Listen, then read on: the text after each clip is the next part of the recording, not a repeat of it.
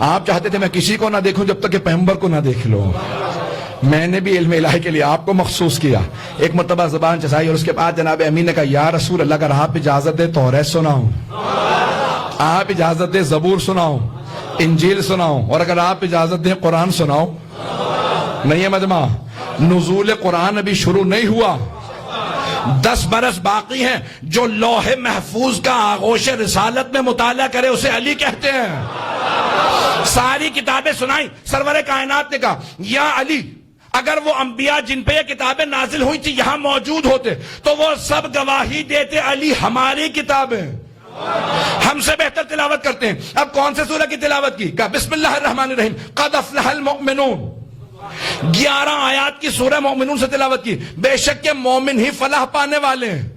کامیابی صرف مومنین کے لیے. توجہ, یہاں تک میں نے جملہ پیش کیا تھا جس جملے کے لیے آج زحمت دی ہے. آج مجھے کتاب کے اندر ملا چند دن پہلے, تو وہاں پہ جناب سرور کائنات نے جیسے مولا نے کہا نا قد افلح المؤمنون, بے شک کہ فلاح پانے والے مومن ہیں. زیادہ تو نہیں چیخ رہا بھئی مجمع میں اتنا زور لگا رہا تو آپ بھی ذرا زور لگائیے گا. پورا خون جگر دے رہا ہوں جناب سرور کائنات کے اس جملے کے لیے. کہا یا علی, جناب سرور کائنات سے جب کہا نا قد افلح المؤمنون, بے شک کہ مومن ہی فلاح پانے والے ہیں, کامیاب ہونے والا صرف مومن. تو سرور کائنات نے کہا وہ بے کہا یفلح المؤمنون, اے میرے بھائی علی آپ ہی کی وجہ سے مومن فلاح پائیں گے.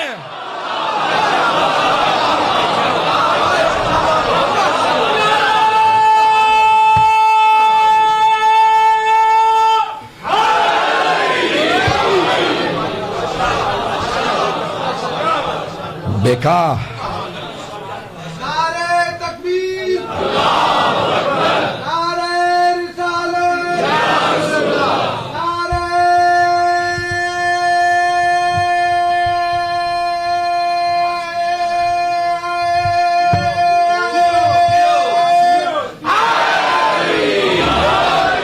ماشاءاللہ.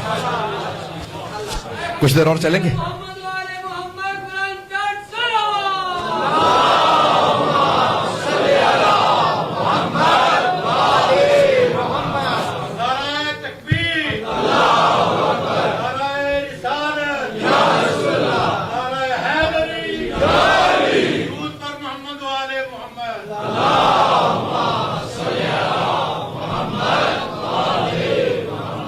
کچھ دیر اور چلیں گے میرے ساتھ.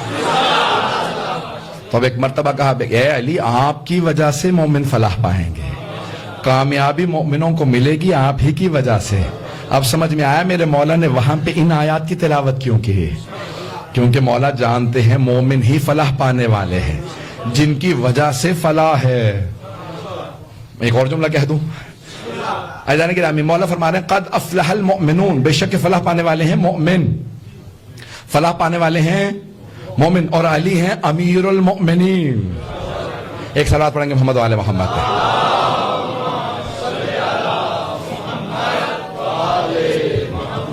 وعجل فرجهم. تھوڑا زحمت کر کے تھوڑا سا آگے کی تشریف لیں جو ہمارے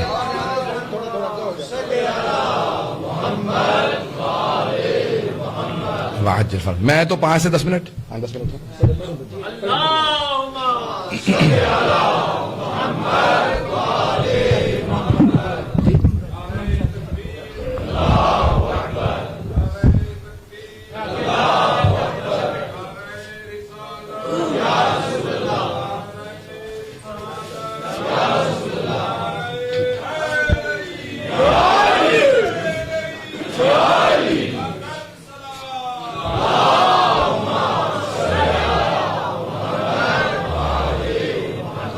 وعجل فرجهم. توجہ رہے گی میرے ساتھ. میدان گرامی زیادہ وقت نہیں لوں گا. وہی جو میں نے کتاب کا انتخاب کیا جس میں شیعہ سنی دونوں کتابوں میں جو متفقن علیہ جن پہ اتفاق ہے وہ احادیث پیش کر رہا. تو علی خیر البشر فمن ابا فقد کفر, جو بھی علی کے مقابلے میں آیا وہ کفر کی حد تک چلا گیا, وہ کافر ہو جاتا ہے. میدان گرامی جو علی کے مقابلے میں آ جائے, ایک مرتبہ نہ ماننے والا, ایک مرتبہ انکار کرنے والا, دونوں میں فرق ہے. نہ ماننے والا جانتا ہی نہیں ہے, انکار کرنے والا جان کے انکار کرتا. پتا نہیں بات پہنچ گئی؟ عزیزان گرامی، ایک جانتا ہی نہیں ہے لیکن ایک مرتبہ جانتا ہے اور پھر انکار کر دیتا ہے. فمن ابا فقط کفر، جو بھی ابا کرے، جو بھی مقابلے میں آ جائے، اکڑنے لگے. اب میں حدیث سنا رہا ہوں سرور کائنات کی. امتحنوا اولادکم بولایت علی وبحب علی. دو مختلف مضامین کے اندر احادیث ہیں. میں جملہ کہہ رہا ہوں، بہت سخت جملہ ہے.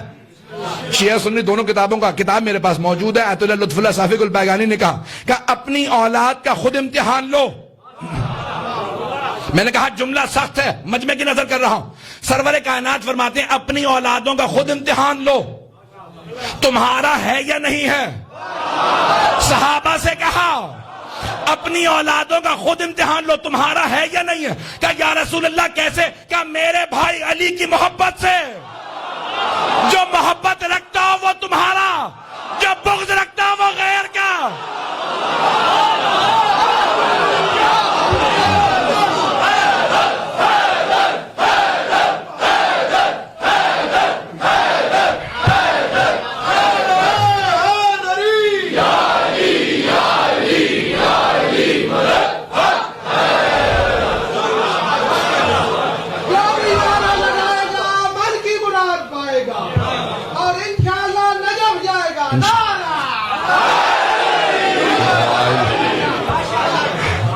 توجہ ہے جانے کے نام؟ کتنی احادیث ہے جانے کے نام. کس کس حدیث کا کوئی انکار کر سکتا ہے؟ کتنے فضائل ہیں جناب امیر کے، کہ جناب سرور کائنات تمام فضائل کے اندر سب کے سب. ابھی میرے بہت سے لوگ پڑھ گئے ہیں بہت سے فضائل، لیکن یقین مانیے جتنے بھی پھر بھی سوچتا ہوں کہ علی علی نظر آتے ہیں. جس نام کو ادا کرتے ہوئے دل میں ٹھنڈک ہو، آنکھوں میں نورانیت ہو، ذہن میں سکون ہو، روح میں ایمان ہو، وہ نام علی ہے. ادا کرتے ہوئے بلندی کا احساس ہو. پتہ نہیں لوگ ہیں یا نہیں ہے. ایسا کہ نام اللہ نے اشتق من علی، تو جناب سرور کائنات فرماتے ہیں کہ علی کا نام علی سے مشتق ہے. اللہ نے اپنے ناموں میں سے نام رکھا. توجہ ہو کہ علی یعنی بلند، علی یعنی بلند. توجہ ہے، بلند تو بالا کو کہتے ہیں علی. ایک جملہ کہنے والا ہوں، اگر سب کی توجہ رہے گی میرے ساتھ، میں اپنے انداز سے پیش کروں گا. اور قرآن کی آیت ہے. تو اللہ نے جب جناب آدم کے سجدے کے انکار کے اوپر شیطان سے کہا تو یہی سوال کیا، لما تسجد، تو نے کیوں سجدہ نہیں کیا اسے جسے میں نے اپنے دونوں ہاتھوں سے بنایا. مجھے بحث نہیں ہے، دونوں ہاتھوں سے متعلق بحث نہیں ہے آج. میں جانتا ہوں پانچ جہاں جا رہا ہے، مجھے اگلے مسئلے سے بحث ہے. تو کہا کہ جس کو میں نے خلق کیا تو اس کو کیوں سجدہ نہیں کر رہا. استکبرتا ام کنت من العالین، کیا تو نے استکبار کیا ہے، تکبر کیا ہے، یا تو عالین میں سے ہو گیا. تو ماننا پڑے گا جب جناب آدم کو اللہ نے خلق کیا اور فرشتوں سے کہا سجدہ کرو، تو کچھ ایسے وہاں عالین موجود تھے جن پہ آدم کا سجدہ واجب نہیں تھا. فرشتے بھی جانتے تھے، ابلیس بھی جانتا تھا. تو اللہ نے یہی پوچھا کیا تو اس سے تکبر کر رہا ہے یا تو عالین میں سے. عالین یعنی علی بلند. توجہ توجہ ہو، عالین جمع ہے علی کی، علی علی سے ہے بلند. کیا تو بلند ہستیوں میں سے ہو گیا یا تو تکبر کر رہا. تو مانو نہ کچھ ایسے تھے جن پہ جناب آدم کا سجدہ واجب نہیں تھا. اگر ہوں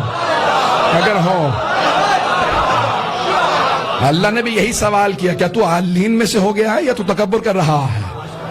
تو جواب نہیں دے سکا، نہ یہ کہہ سکا عالین میں سے ہوں، نہ یہ کہا میں تکبر کر رہا ہوں. فخرج منہا انک رجیم وَإِنَّ عَلَيْكَ لَعْنَتِ إِلَى يَوْمِ الدِّينِ، نکل جا میری بارگاہ سے، تم مردود ہے، تجھے میں نے رد کر دیا اور قیامت تک تجھ پہ میری لعنت ہے. تو بات واضح ہو گئی، جو اللہ کے بنائے ہوئے کو نہ مانے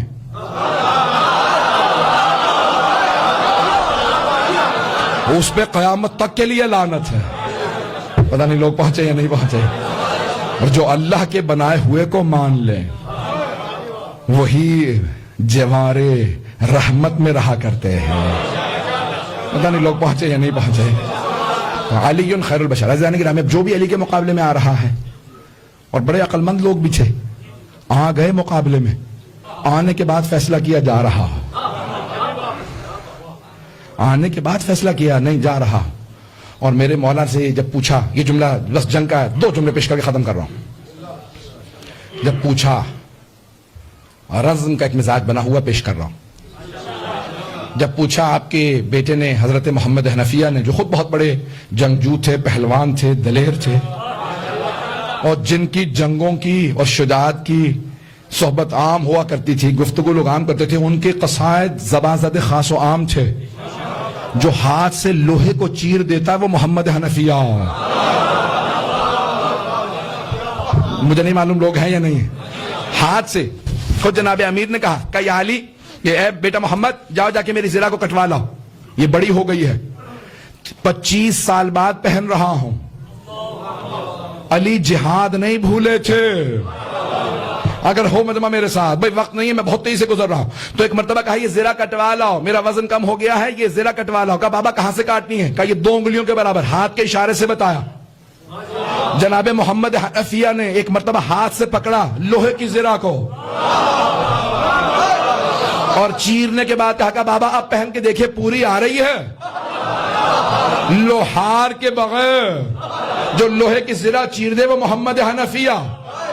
وہ محمد حنفیہ سوال کریں جناب امیر سے اپنے بابا سے, کہا بابا صفین کی جنگ ہے, میدان میں کہاں پاؤں گا آپ کو؟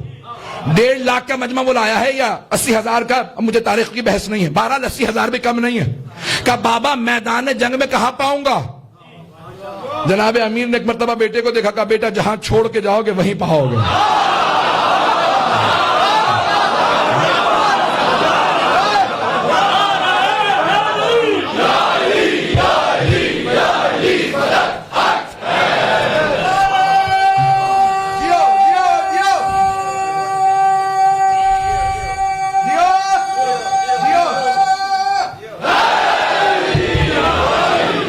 مجھے نہیں معلوم اگلے جملوں پہ کیا کریں گے, میں پیش کر رہا ہوں. میں نے کہا نا جب رزم کے موڈ میں آ جاؤں نا, پھر میں یہاں نہیں ہوتا, نجف میں ہوتا ہوں.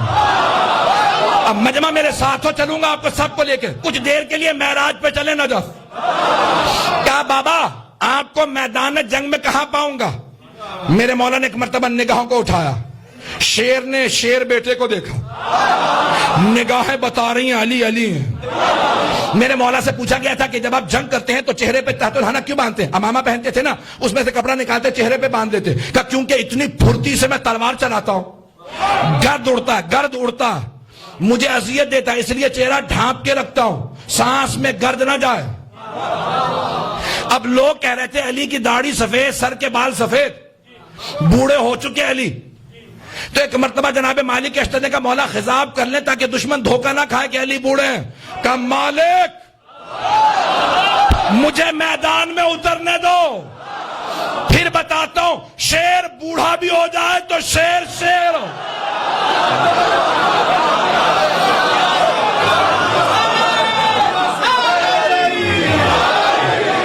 سنیں گے تم؟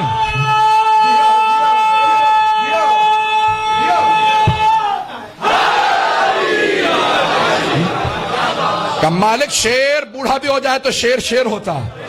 ایک جملہ میں بھی کہہ دوں, شیر بوڑھا بھی ہو جائے تو شیر ہوتا. شیر گوشت کھاتا, گھاس نہیں. او شام والوں آ کے دیکھو حیدر آ رہا. 80,000 کا مجمع, سارے مجمع میں بس ایک ہی سوال ہو رہا تھا, حیدر کون ہے؟ معاویہ کا لشکر تھا اس طرف, ایک ہی سوال کر رہے تھے, حیدر کون ہے؟ حیدر کون ہے؟ حیدر کون ہے؟ لشکر معاویہ کا, اور حیدر حیدر ہو رہا.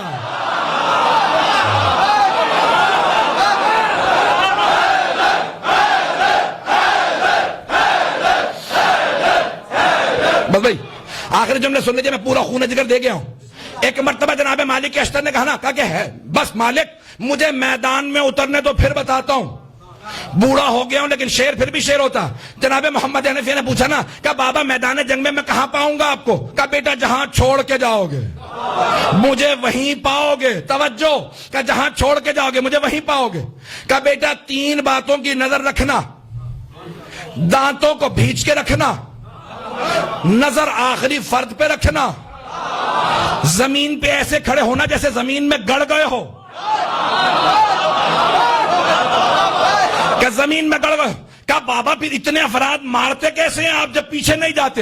کہا نہ میں دشمن کے پیچھے جاتا ہوں نہ دشمن سے پیچھے جاتا ہوں، جس کی موت آتی ہے وہ خود ہی سامنے آ جائے۔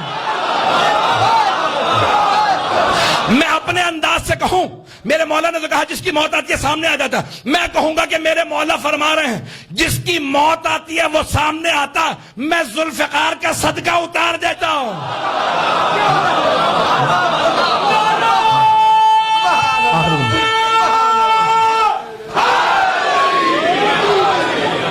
بس بھائی وقت نہیں رہا کہ دعا کرا سکے۔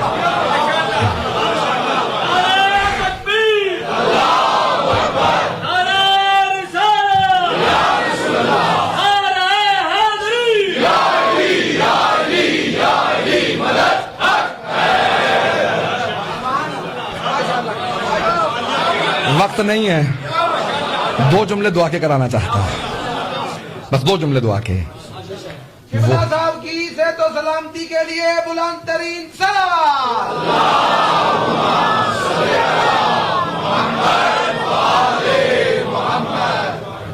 عزیزان گرامی، وہ میرے مولا جو ہر جنگ میں زمین پہ کھڑے ہو کے لڑے اور ہمیشہ کہا دشمن خود آئے گا، لیکن ایک ایسی جنگ ہے جہاں میرے مولا نے کہا نہیں آج سوار ہو کے لڑوں گا۔ کہا میری سواری لا دو۔ کہا مولا کیوں؟ جمل میں تو آپ نے کہا تھا جو بھاگے بھاگنے دو، جب تک کوئی حملہ نہ کرے مت مارنا، لیکن صفین میں آپ برعکس کہہ رہے ہیں کوئی حملہ کرے نہ کرے آگے بڑھ بڑھ کے مارو، کوئی بھاگے تو بھاگنے نہ دو۔ توجہ، جمل میں کہا تھا آپ نے جو بھاگے سے بھاگنے دو، صفین میں فرما رہے ہیں جب تک کوئی بھاگنے کی کوشش بھی کرے اسے نہ بھاگنے دو، جب تک کوئی حملہ نہ کرے حملہ نہ کرنا۔ جمل میں کہا یہاں کہ نہیں حملہ کوئی کرے نہ، کہا کہ وہاں مسلمان آئے ہوئے تھے دھوکہ کھا کے، وہ سوچ رہے تھے علی کے مقابلے میں اگر ماں آ جائے تو شاید حق پہ ہو، پتہ نہیں لوگ ہیں یا پتہ نہیں لوگ ہیں یا نہیں۔ کہا یہ صفین ہے، وہ لوگ دھوکہ کھا کے آئے تھے اس لیے میں بھاگنے والوں کو بھاگنے دے رہا تھا، لیکن یہاں جو آیا ہے وہ لبادہ اسلام کا اوڑے ہوئے ہے لیکن ہے وہ منافق و کافر ہے۔ عزیزان گرامی آئیں ذرا ہاتھوں کو بلند کریں گے، مغرب کا وقت بہت قریب ہے، اس وقت ہر دعا قبول ہے، استجابت دعا کا وقت ہے، آپ نے اہتمام کیا ہے، ذرا مل کے دعا کریں۔ پروردگار عالم اسلام کے حالات خراب ہیں، سب کی حفاظت فرما، خصوصاً ہمارے مقامات مقدسہ کی حفاظت فرما۔